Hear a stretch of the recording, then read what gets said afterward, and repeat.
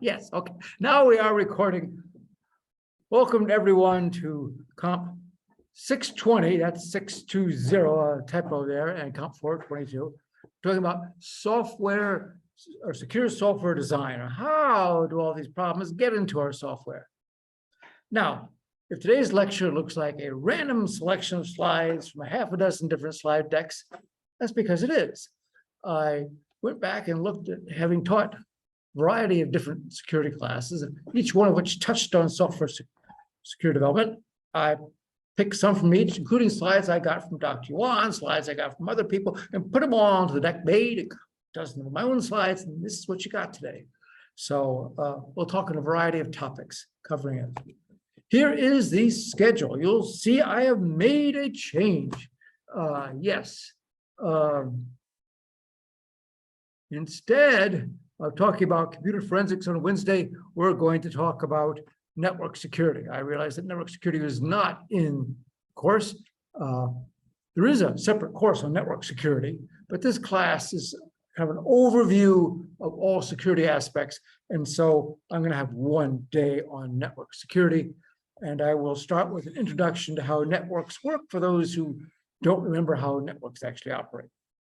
Next week, I have electronic voting. So all those who tend to vote, we'll talk about how the voting system works. I had an interview with Charlie Collicutt, the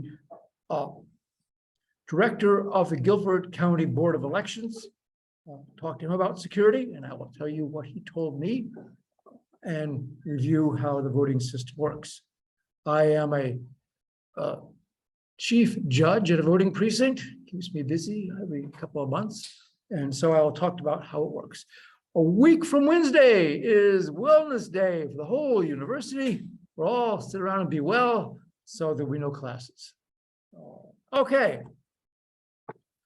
How do all these problems get into our software? Well, as programmers, you do it. If you make mistakes, if you don't write secure code, you will leave vulnerabilities open and problems will persist. If, on the other hand, you write secure code, then you can prevent most of the problems. You don't have to write perfectly secure code. I don't know if there is completely secure code, but if you make your programs much more difficult to attack than the other guy's programs, well, any attacker is not going to waste his time trying to get into yours. They'll go for the other guy who's much more vulnerable. You don't have to be faster than the bear. Okay. What is the problem? The problem, of course, is a software problem. People writing code that is not completely secure. You just need to know what the problems are and avoid them. There are all sorts of holes and things that people do that they probably shouldn't do. They may not know to avoid, and so knowing what to avoid. You just basically, secure software engineering is just using all those good software engineering principles, hopefully they have taught you in school somewhere, and avoiding the known vulnerabilities.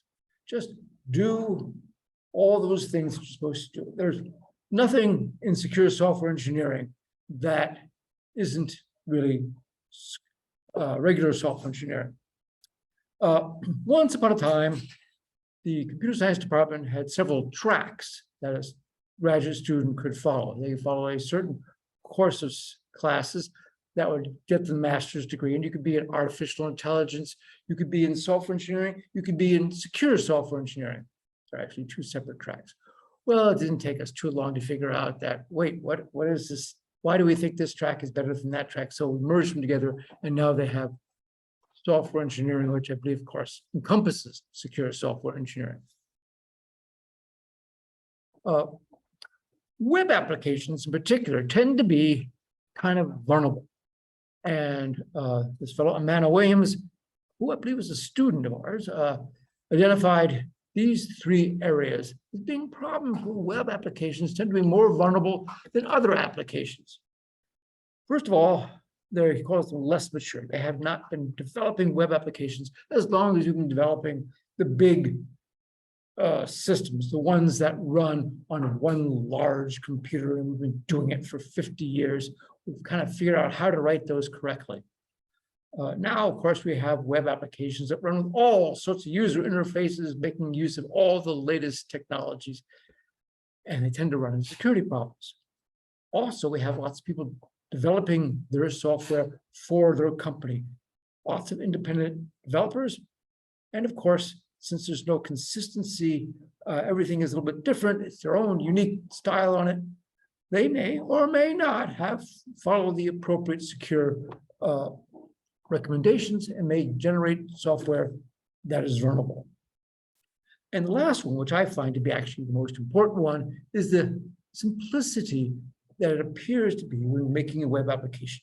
We have lots of tools to do this. We have all sorts of ways that you can build a web application and put it up and have it running in a relatively short period of time. The problem is that in a lot of these things that people can throw up quickly are not secure. They are easy to throw up, but they haven't taken care of looking at those vulnerabilities and those threats. So their software, while quickly created, may be vulnerable. So good software engineering requires looking at the problems that may persist. You have to think about security early in the software life cycle. And I guess I can spend half today's lecture talking about the fact that you need to look at it early. In the very beginning, when you start considering what it is you want the system to do, is the time to start thinking about security. You have to know what are the common problems. In this class, we've talked about things like cross-site scripting, SQL injection, and some of the other threats. Those threats are the most common. And if you avoid the common threats, then your software will be relatively secure. And of course, if you don't avoid the common threats, then the common attacker is going to get you. I think I mentioned designing for security, and make sure that you test everything and look at the potential risks. Let me explain the software development process or the software life cycle.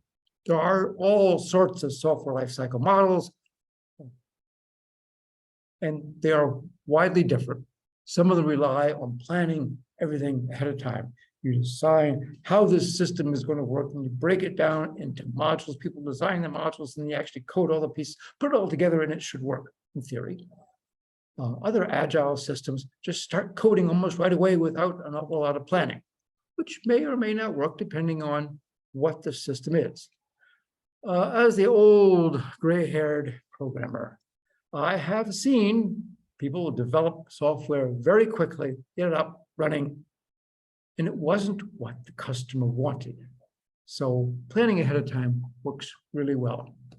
Long ago, what actually worked, we wrote the documentation for the software before we actually wrote it. In other words, we talk about requirements, come up with a requirements document, and then we write the user manual and distribute the user manual to our expected users and say, is this what you want? Of course, they'd always say, oh, is it ready today? No, it'll be ready in 6 months, but is this what you want? And that way, we got to get feedback. Is this really what the users want to see? Because no matter how secure, how fast you develop software, it's not what the customer wanted, then it's not very useful. Okay, here are a mashup of some common models. The prototyping model says we're going to just build a prototype, get part of it to work, see if that looks good, then enhance the prototype, do a little bit more, keep building out of the prototype. It's kind of a bottom-up development process. It's somewhat similar, but not exactly, to the spiral model, where the spiral model, you write objectives. You evaluate how the objectives are, you develop that system, and then you say, okay, what do we add on next? It's kind of like the prototype model with more initial objectives, more analysis. And then there's the old waterfall model. The waterfall model, which has been around for decades, taught it to me when I was in school, so it's like really ancient, chiseled rocks, has these different steps.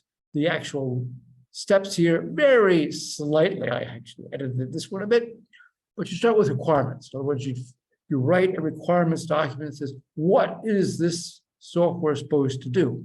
Without writing how is it supposed to do it, just what is it supposed to do? And then the design is, how are you going to make it do that? It's a high-level design of what the system is supposed to look at. At that point, you break it down to modules, you create classes, what are you going to need? And then you toss that stuff at a bunch of programmers, and they actually code it to meet the design specifications. Then, since any big project is usually developed by a bunch of people, you have lots of different classes and methods, and functions, and libraries that you bring the whole thing together and try to see if it still works. Strangely enough, even though all the pieces may work perfectly, some of the pieces may not work as you want. Well, that defies intuition. It is, in fact, a practice. And then there's maintenance. Any software that you build is probably going to need to have some things fixed. Even more so, you're going to give it to your customers. They'll say, wow, this is great, but it'd be even better if it also did this. And so back you are to add something that wasn't in the initial specs, but now all the customers want it. You have to add security into all pieces of this. You need to add security at every level. When you do the requirements, in addition to your functional requirements, what is this software supposed to do? You need to write security requirements. What is it not supposed to do? In the design, carefully define security risks and how they can be avoided. The implementation, coders have to follow all those rules and not make the mistakes in implementing the software. Of course, installation, again, this might look like the waterfall model, but I've changed another one. Installation is getting it on the system. You have to make sure the software works in an environment that is related to the customer's environment and not necessarily what it was when you developed it. You have to make sure any assumptions you made about the environment are in fact true in the actual working environment. And then maintenance. It is very easy to add a fix to the software and in fact cause all sorts of problems elsewhere. I've seen that happen many times. Fortunately, we're a little better at it now, but yeah, another war story from long ago and far away. I was a systems programmer. We put in some standard monthly operating system fixes into the software, stood back, yeah, it looks pretty good, ran for a day. Then I took off on vacation out on a remote island in the middle of nowhere. And that's when the system all fell apart. It was crashing daily, destroying the file system. And when I got back, they had narrowed it down to a small piece of code so I could say, oh, there's the problem. A new fix had been installed that back in the old days of assembler reused a register that they thought they had values in. Anyway, yes, the simple little fix screwed up something completely different. IBM, which measures a lot about software development because they've been doing it for decades, has this relative cost for fixing a defect. Well, we'll put 100 at the maintenance level. And then if you can find it at the design level, in other words, if during the design you say, oh, what about this? This could be a problem. And you change the design a little bit there, it's only 1% of the cost that it would be if you fix it at the maintenance level. And then you can see implementation 6.5% and testing at 15%. So even if you test it and you find a problem, that's 15 times more expensive or difficult to fix than design, and about twice as difficult as at the implementation level. Here's about the same information from a different organization. You can see, this is from a survey of developers in orange and security teams in blue when they thought security should first be considered. So a bunch of them thought, well, requirements analysis, particularly the security people. And then it goes down. It's pretty even here. Only interesting enough, the application level, do the security people think it should start there, and the developers think, nope, nope. And you can see, again, it goes down, and almost everybody believes it should start early. One source defined a trinity of 3 separate parts of the problem. What is causing things to get worse? And I'm afraid things are getting worse. Things seem to get a little, it's a constant battle between the good guys and the bad guys. I'm not really sure the bad guys are winning. I think the good guys are keeping ahead.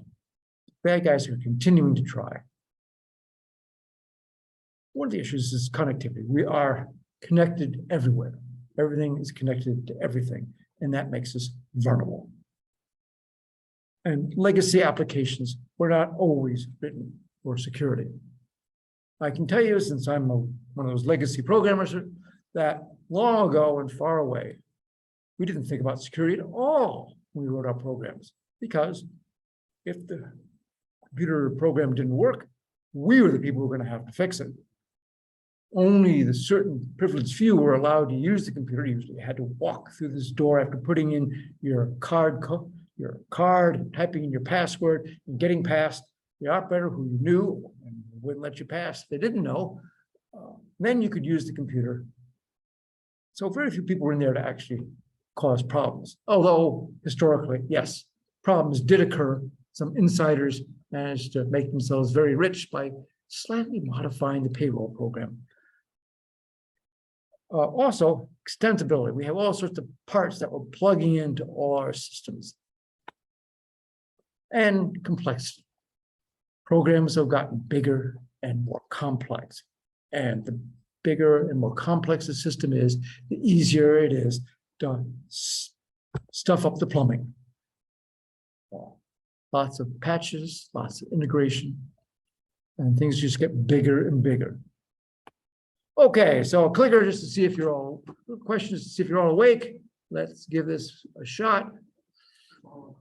Okay, the people here will need cards, and folks online hopefully can see the whole thing.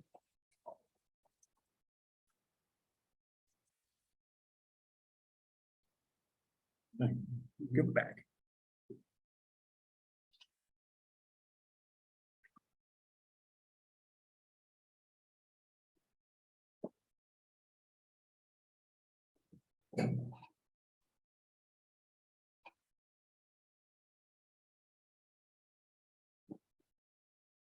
All right.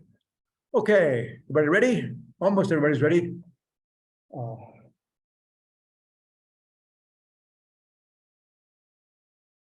I can get you. All right. Okay. Well, it looks just like the IBM. Well, okay. Most people, let's show the online people.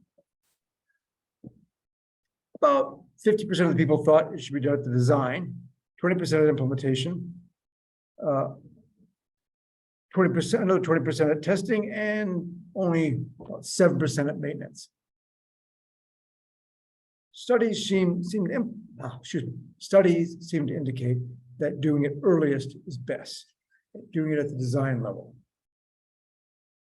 There are a variety of tests you can make on your design. I'm not going to talk about formal, semi-formal, informal testing measures that you can do on designs or software, but they exist, and you can test your design to see if it's reasonable. Of course, the tests don't always work, but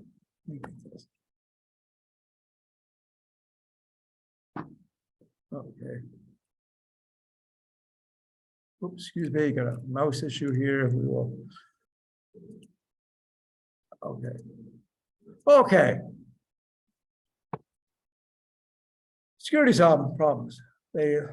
Somebody defined problems into 3 categories. I'm sure there are more, but we'll have actually 4 categories. There's another one coming up. A defect can be there for a long time. It's something that doesn't quite work the way it's supposed to.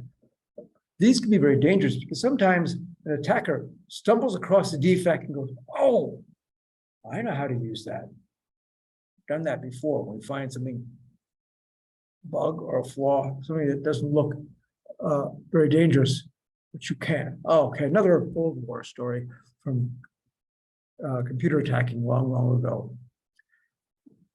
Was a system that protected the page file by opening it up in a lock mode. Frequently, many file systems when you open something up, you can say, I want to open it, or I want to open and lock it. When you open and lock it, no other user can open it at the same time. They also had a feature that said you could open it up just to look at the directory elements. You could look it up. You couldn't read or write the file, but you could look and see how big it was, who was the owner, when it was last changed, those sort of things. And then there was a close. You could close the file. It turned out that you could open a file for just looking at the directory items and then close it for the directory items, but then have access to the file, even though somebody else might have it. We said, oh, that's kind of annoying. No, we figured out that, the systems page file was no longer protected. We could go out there and open that directory items, close the directory, and have read-write access to the page file. And now the only thing you have to do is get our a separate program to get paged out, and particularly page out the process table.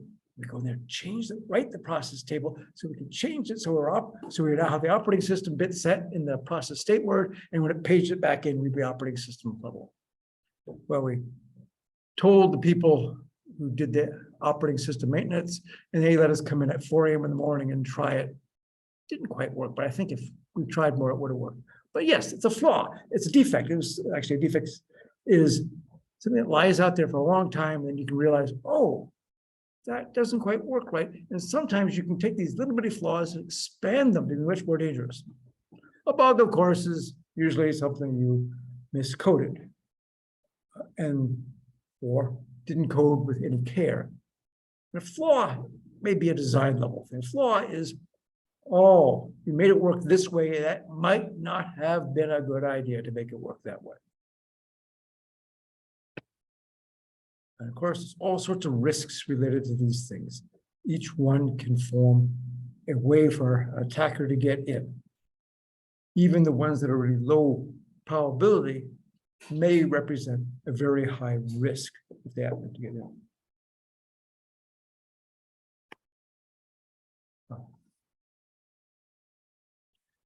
And there's all sorts of vulnerability levels. We're going to skip this slide because I don't think it says a lot. Oh, lots of words on it, but I don't think it says a lot. Again, application security is what we're talking about. We're not really busy. We're not particularly worried about operating system or network security in this class, although we will talk about network security on Wednesday.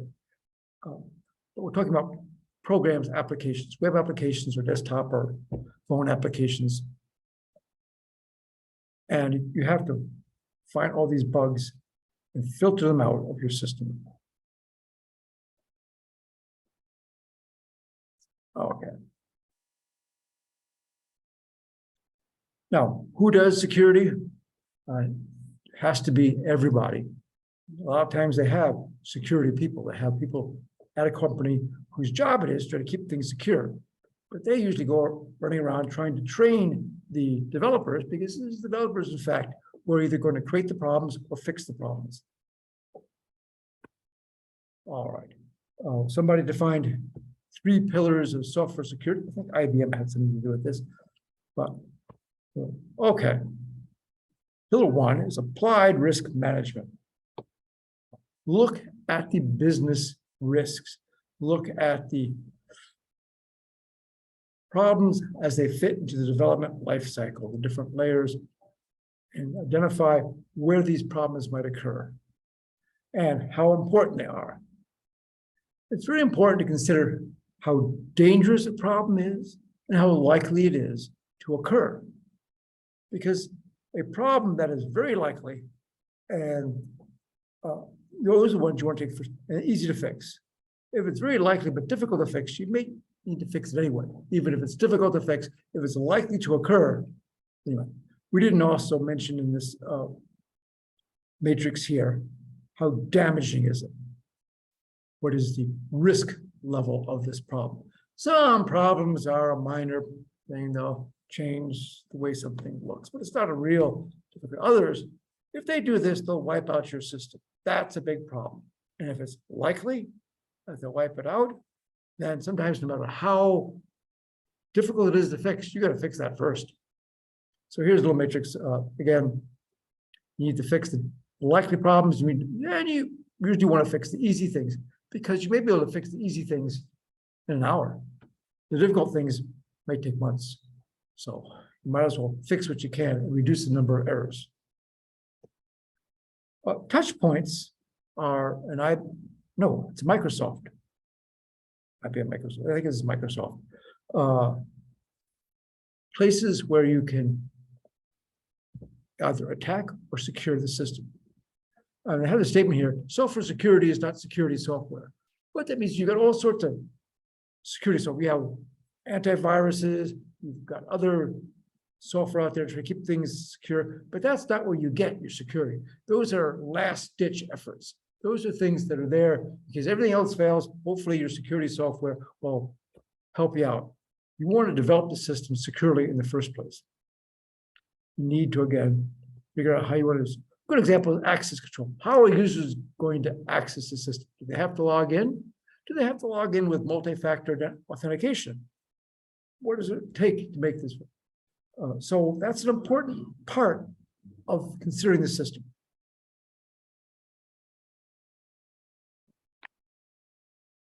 Yes, Microsoft developed a software development lifecycle way back in 2004.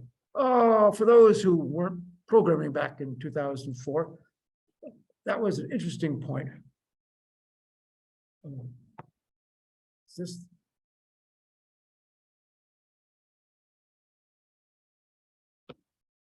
I think we're coming up to what I want to say in a few slides. So, but Microsoft developed this when they were having some security issues. Now, at one point, Microsoft became very concerned that people did not consider their software secure, that they thought Windows was insecure. People were going to Linux and other systems because, Microsoft isn't secure. So Bill Gates stopped the whole company, all of Microsoft, everybody stop what you're doing. We're going to spend time establishing security standards. We're going to all learn how to develop secure software, how to recognize software. They spent a lot of money on it because if you stop development for thousands of employees for many days, it's going to cost you, but they did it and it did help because then after that, they had more of a security mindset. Not only did the newer development follow some security standards, but they went back and fixed all the problems that they had. And so now Microsoft is, well, not as bad as it used to be. I will not make pros or cons for it. Okay, here's another clicker question for you. I get my mouse to behave. Okay.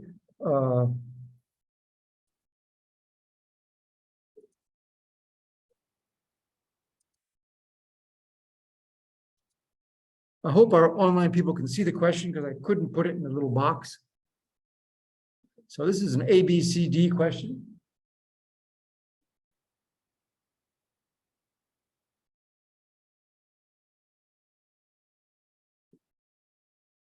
And again, here I've applied the threat level.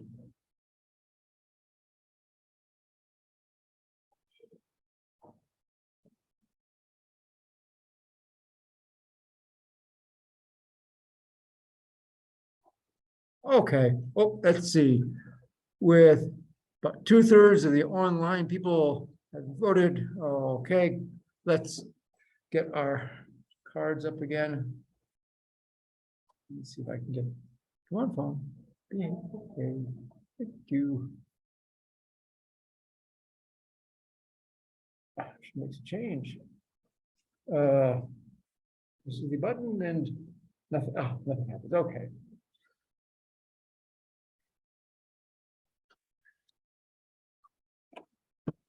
Okay, yes. A lot of people voted A. Yeah, A is a good.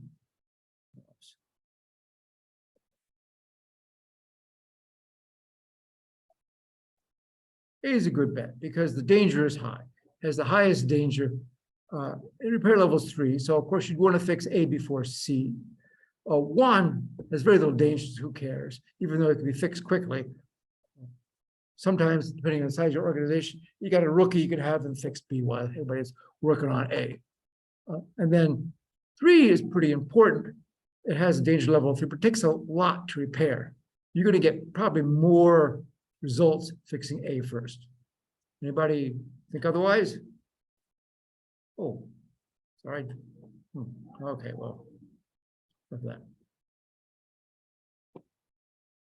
Okay, I think it's easiest to look at the diagram here. They have what is essentially the waterfall method. Perhaps this is the rapids method because it doesn't go downstream, but yes, requirements, design, testing plan, test plans. Oh, who would have thought? Okay. Coding, results, feedback from the field, and so forth.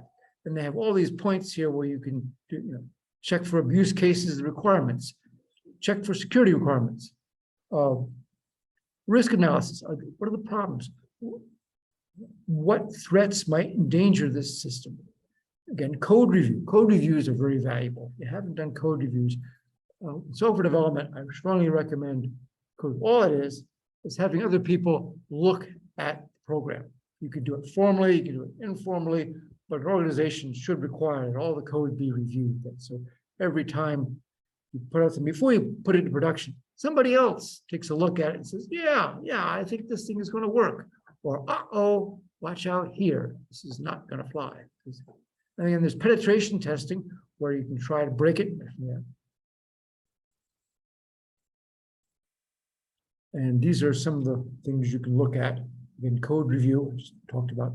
Architectural risk analysis is going through the potential risk at the higher level. Penetration testing, typically done in the testing phase and the maintenance phase. Risk-based security tests as you look at the designs. Abuse cases, again, more in design. Security requirements right from the beginning. And then security operations, how are you going to run this thing? Make sure that it runs in a secure operation. And this is what I talked about here. Way back, Microsoft did the Trustworthy Computing Initiative, where everything seemed to be falling apart, and he's just stopped everything, and it did work. So another clicker question, just because some people are snoring loud enough I can hear from here. Mouse, it's just not working.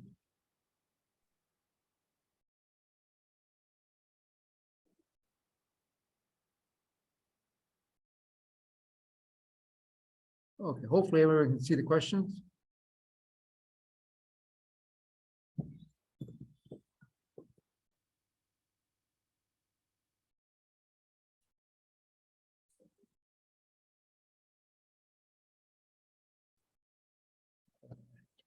This is an easy one, I hope. Okay, cards up. Oh, let's okay. Stop that.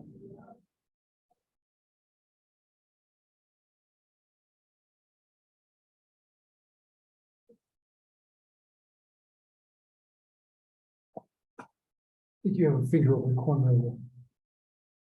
There we go.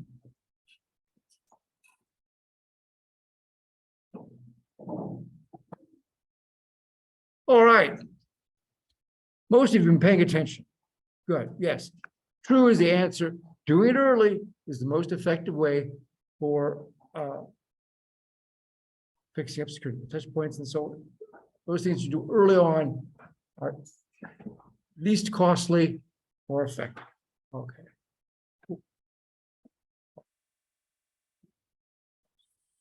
There we go here, and there we go. Okay. Because Microsoft plan to help improve things was education, teaching the programmers how to write secure code, continuous process improvement, continue to work on it. Every time you find a problem, find out what the problem was, fix it, and what can you learn from it, and accountability. We collected a lot of data on their errors, what was causing it, and that again helped them improve. There's their secure development lifecycle, which I'm not going to go over in any detail. It's pretty obvious. Last pillar of this Microsoft system is knowledge. People need to know what to do if they don't know how to write secure code. If they don't know all the problems that might exist, they are unlikely to develop code that will be secure.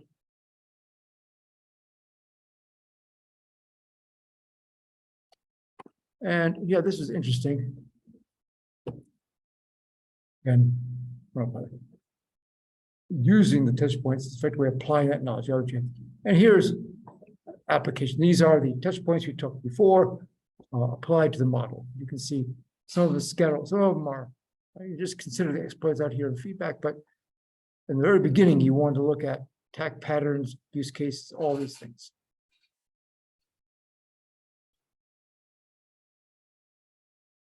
People are getting more and more concerned about security. We have secure people who are in charge of security at corporations. And of course, it's much cheaper to prevent a problem than to repair it. Repairing a problem might be very expensive.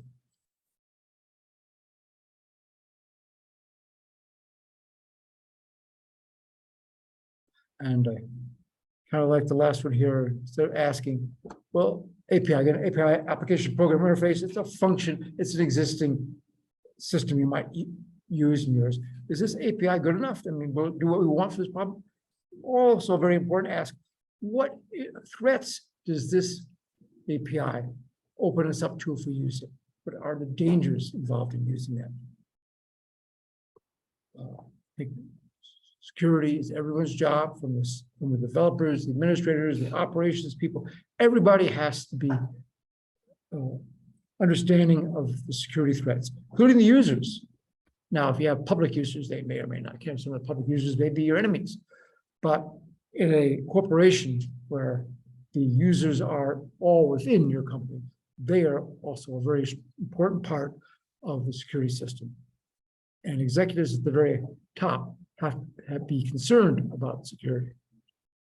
Here are some surveys that I got from the Osterman Research Lab. And we have bars. For each bar, there's three colors: developer at the top, a development manager in the middle, and head of development operations. So we kind of have, well, in reverse order. These are the folks at the ground level actually doing the coding, their managers, and then their managers' managers. So security applications is a critical part of our responsibility. Well, the managers thought so. The coders weren't so sure about that. And actually, most of them thought otherwise. Security considerations to be part of the security development lifecycle, software development lifecycle, and the managers more than programmers thought so. I understand the latest threats to application security. The higher level managers thought yes, and not as much. And then I have access to timely security information on the latest vulnerabilities. Well, there we go. People at the bottom level actually do the coding don't think so, whereas most of their managers think, oh yeah, they're all in good shape. This is an interesting diagram. Okay. Asked, have they knowingly released code that had security problems? In other words, did code go out the door when they knew there were security problems in it? Overall, yeah, you can see often, they say often happens to 90%. Sometimes 35% of the time, rarely, and never. We don't do that. Well, that was the head of developments. Folks at the bottom, or no,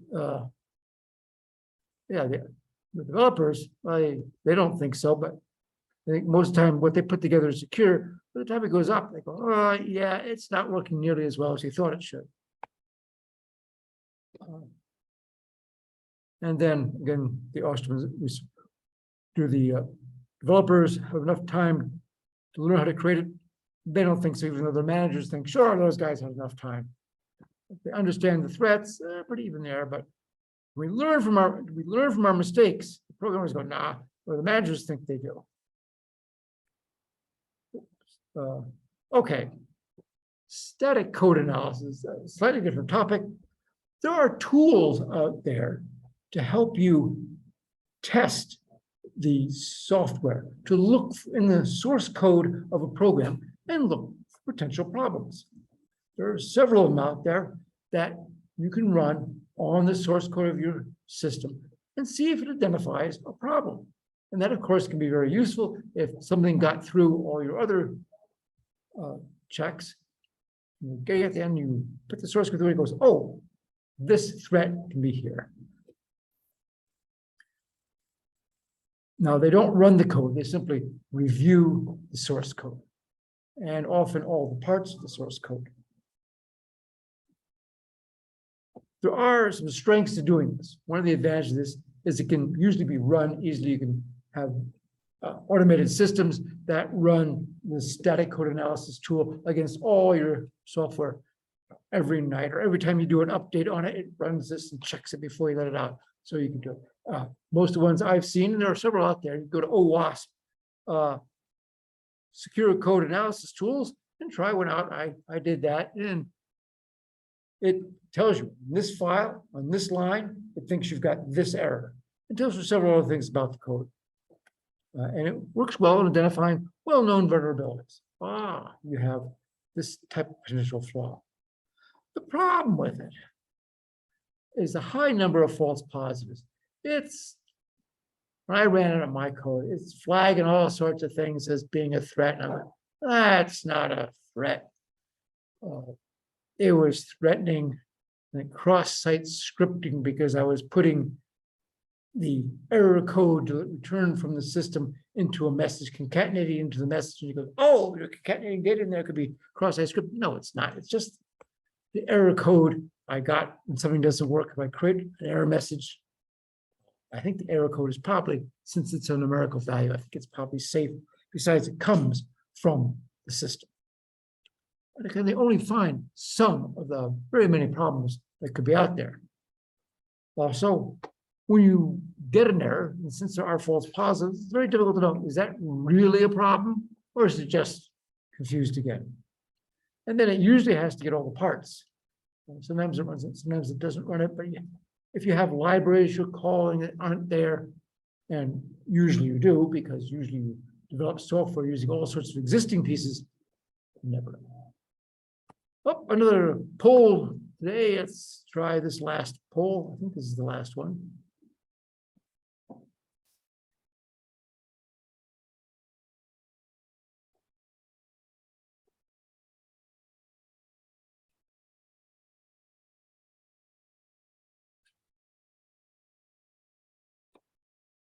All right.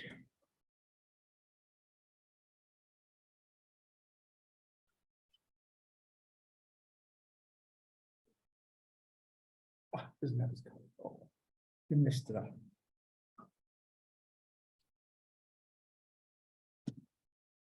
Okay. Online people, well, keep clicking out there. Anybody else? Guess not. Okay. It all depends on how you define this. Now, I think the answer never is incorrect. Looking at the survey we had earlier, there were a bunch of people who said that 20% happened often. If you add the often, sometimes you get 50% or more. So I guess there are two correct answers here. C and D could both be considered correct. C would be how many times they often release, and how many times they possibly release. It would be actually more than 50%.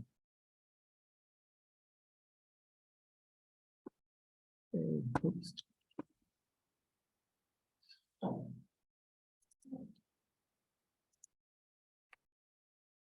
And what happens sometimes you've got poorly documented security requirements. Sometimes it says, it will just follow. There was one example I read in the book is, oh, we will follow the so-and-so standard for security. Well, programmers didn't have access to that standard for security. It wasn't well documented what that standard was. It just said, we'll follow the Orange Book, whatever the Orange Book is. And they didn't know what that meant. So they didn't really have any guidance on how to do it. Also, you're using parts of software from other systems and you don't know if they're secure or not.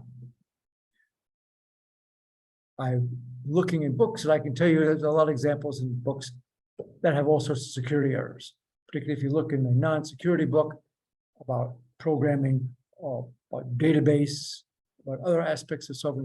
Often the examples are not secure.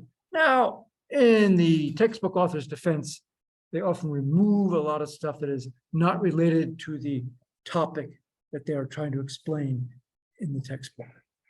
So you sometimes do not want to complicate it by showing the security code you might have to add to make this secure. You just want to show the topic. But if you were just going out and looking in the book and saying, oh, yeah, this is how I should do it. No, it's not the answer because there's a gaping hole here that you have to developers often make assumptions about the software they're going to use and what they're going to write, what environment it will be used. That the people who write one function do not always communicate as well as you'd like to the people who are going to use the function. And sometimes it's not used in a secure way. And of course, a lack of secure process, talk that it has to be done in the entire lifespan of the software, and frequently it's not. I'd like to put this one, the security was not taught in computer science classes in the past. That's correct. I've been in business long enough to talk about it too much. Now is front and center. It's one of the biggest areas in our graduate program is computer security because it's become a serious problem.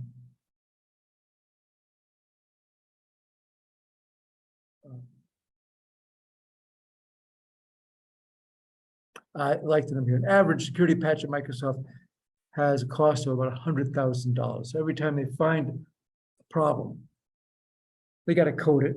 They have to review it because their software development system says you just don't put code out there without having it reviewed. They got to test it. And I've been to Microsoft. They test not only the software, they test all sorts of different systems. They've got laptops and desktops and servers of every color and flavor out there, and they run every new version on all those machines to make sure that it keeps working correctly and that you haven't introduced some regression so it won't work or something else will stop working. Also, tarnished brand image. If your software doesn't work well, if your software has bugs in it, people run away and go do something else. Deployment, installation, you don't install it well. If it's not in an environment that is similar to what the developers thought the environment is going to be, there could be problems. Again, most restrictive privilege, yes.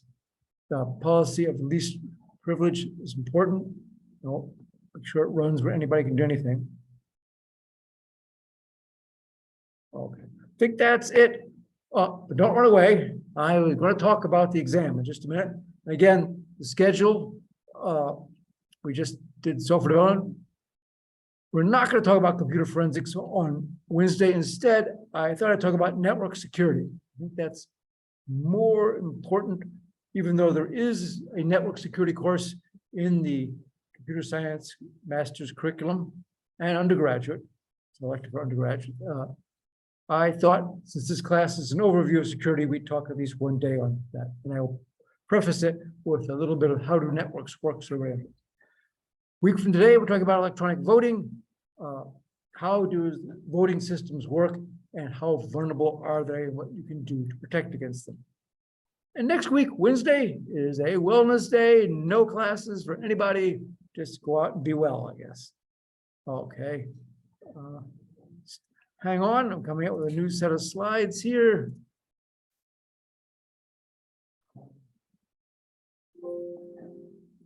Try this. And hang on, we will share my screen. Okay, everybody out in internet land, should we see exam 2 results? John, what do you see? There we go. Hear me. I see exam 2 results. Okay, great. Thank you, sir. I'll pick on him. He's been around for a while. Poor fellow's been in my class too often. Okay, this is the grading scale. Copy this from the syllabus. You all know this. Everybody should have received an email last night telling you your grades. If you have issues with them, let me know. I have received several emails from students. And we've been working to resolve issues. Sometimes, yes, we made a mistake, and sometimes, no, you didn't do as good a job as you had hoped, and you're going to get that grade. But the grades were good. Look at that. Look at all the A's. Man, lots and lots of A's. Why did I bother giving the exam? I took a long time to write it, even longer for my TA and I to grade the thing. And we just could have given everybody A's, right? Except this battering course, this poor fellow wishes I had. But yeah, so you can see very good grades, A's and B's.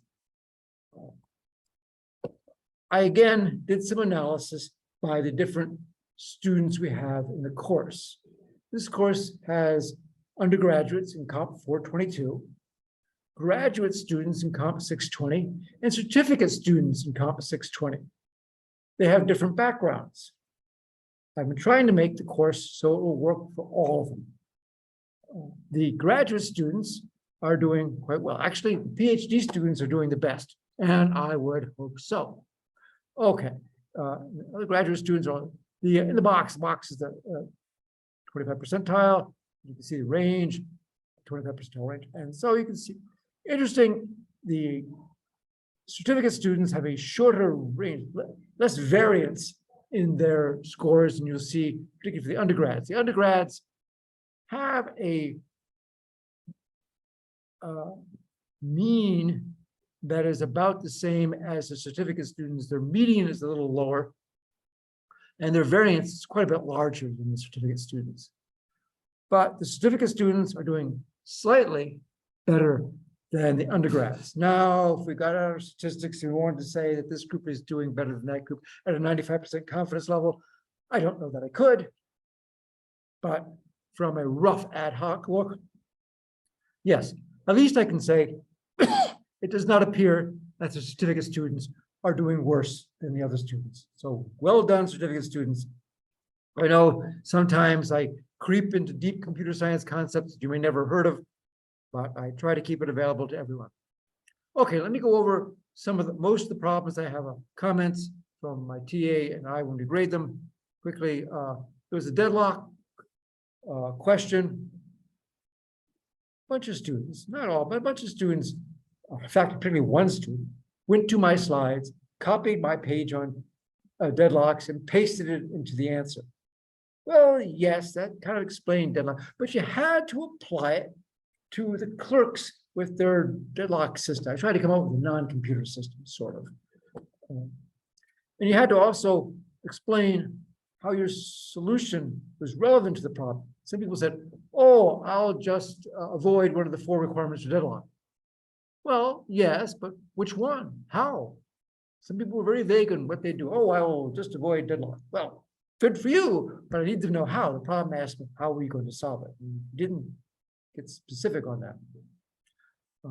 Oh, yes, by the way, there was a graduate version and an undergraduate version of this exam. If you never saw this question, well, that's because maybe you never saw that question. And with others. And I don't have comments on all the questions. Some of the questions just, yeah, figure it out. Stack canaries. Yes, I said if you have a array and you put one word after it, will that capture all the problems of buffer overflow? No. It is good if you go my data bracket 4 and you hit the stack canary, but what if you go my data bracket 6 and never go my data bracket 4? You're going to be overwriting this data out here and leave that poor little canary alone, and you'll never recognize the overflow. So I caught a lot of students on that one. SYN flood attacks, distributed denial of service. So this is the TCP problem where you try to keep a system from operating correctly by filling up all of its TCP connections. Turns out this is extremely difficult to defend against because real attacks, actually legitimate users and attackers look just the same. Many people said you should detect an invalid source address. By the time it gets to the server, you can't tell if it's a good source address or a fake source address. You can detect invalid source addresses at the local network of the source. In other words, here at A&T, we have one pipe going out to the internet.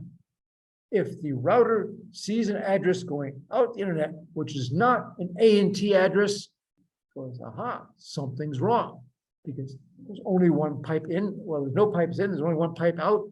Then if something's coming out, it must have come from an in-campus address or it's wrong. And of course, by the way, they do filter that out. Integer overflow. These are integers. It said integer. Integers. You can't put 49.9. That won't work. This is an integer. All you have to do is tell me, put a number close to the maximum integer.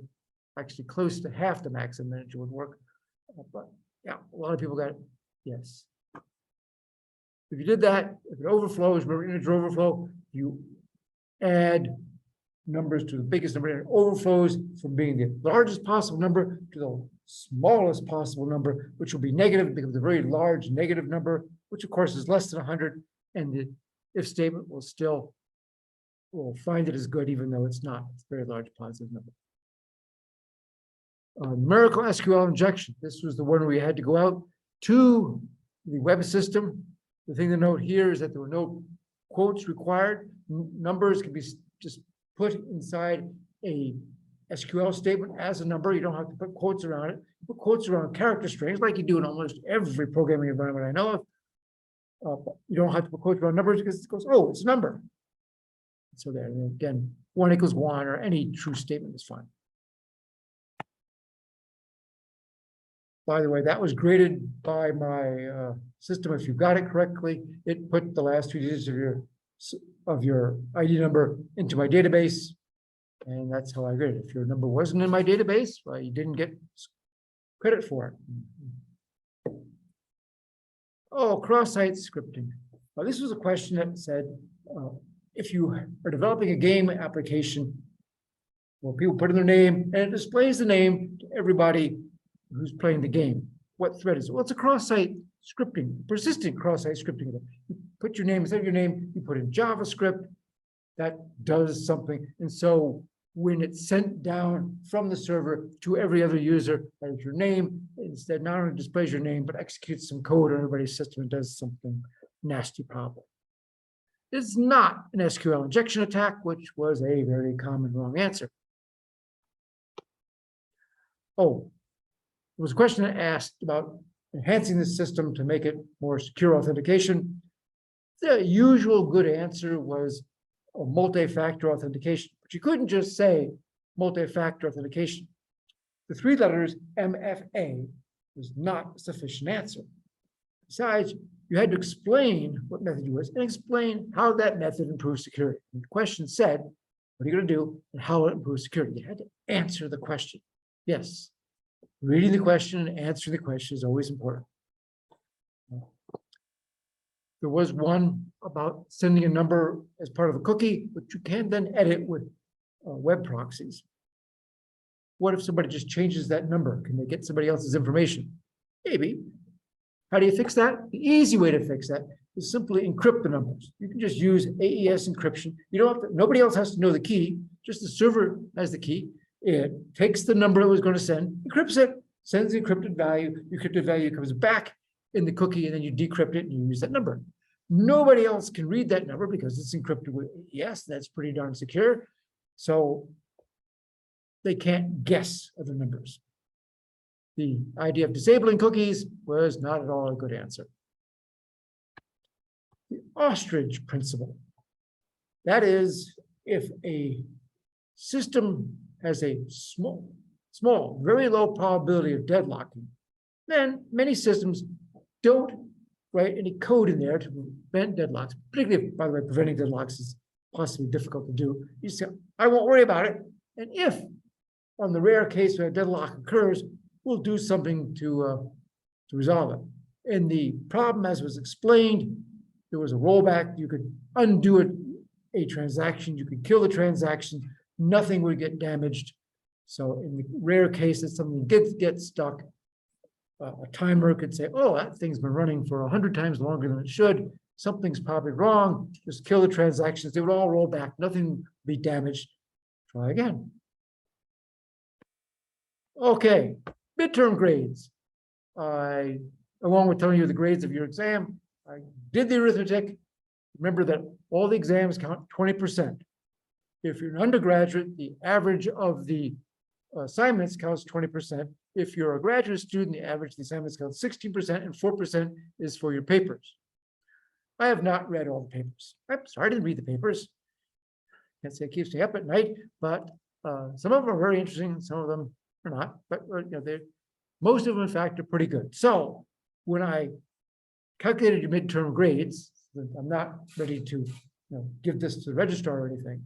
I just had to make a guess. So I guessed a score of 85 for the papers, because I think most of the students will probably get something around 85, maybe better, maybe worse.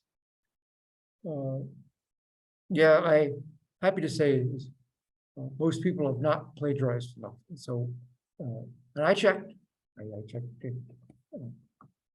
But so there they are. And again, you can see lots of A's. The A, B, and C numbers are a bit bigger because the range of a full A and full B's is bigger than the plus and minuses. And then there's a couple of poor souls, which brings up the point, how do you withdraw from this place? Boy, if you haven't withdrawn now, your goose is cooked. Yes. And by the way, you go out there to the website, you say, I want to withdraw, but that doesn't make it so. Your advisor has to do something. Your advisor has till midnight tonight to approve it. So you better remind him, send him an email, call him, go over and knock on his door, send him nagograms. Okay. All right, a couple of slides the administration sent me that I will share with you because they want me to. If you withdraw from more than 16 credit hours, you can't do it anymore. I think these apply to undergraduates. Any graduate student know better? Nobody?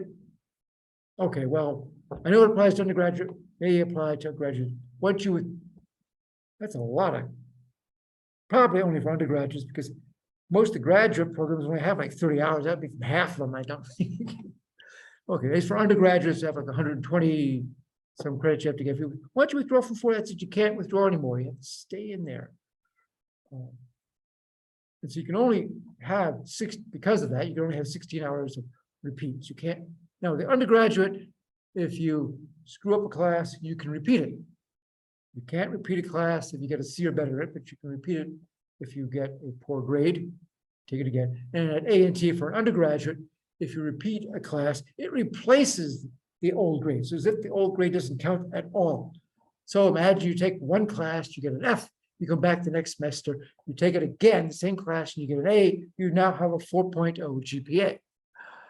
It's not that way for graduate students. For graduate students, if you take a class and get an F, you have to repeat it. You can take another class, the same class, get an A, and now you have a 2.0 GPA. So, do the arithmetic. And that's not very good because you have to have a 3.0 to graduate. So if you get an F as a graduate student, your goose is cooked.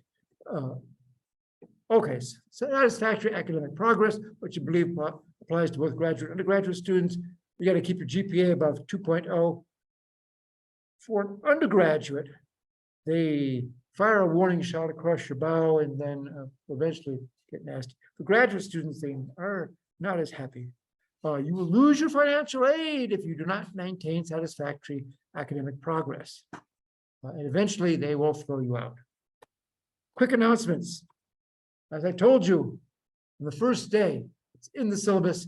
The final exam is not last day of the final exam week. It's the first day of the final exam week. Originally, I said it was going to be 5 to 7. Then I realized we're doing all-day exams. The final will be an all-day exam. And so it'll be all day, and the all day will be Monday. We'll talk about exemption from the final as it gets closer.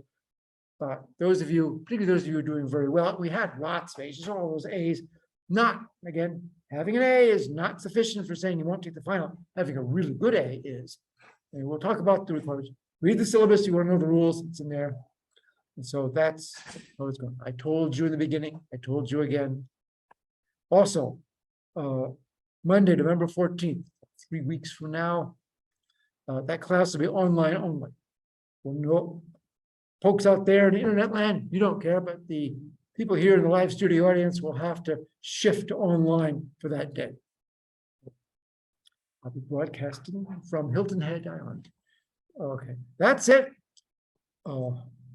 So again, email me if you've had problems with your grades, or if you think I or the TA, I'll blame it on the TA, even though I think I've got a very good TA. I'll blame him anyway. But if the TA, if that miserable TA has incorrectly graded your program, taken away all sorts of points that he shouldn't have done, let me know, and the kind professor will give them back, or not.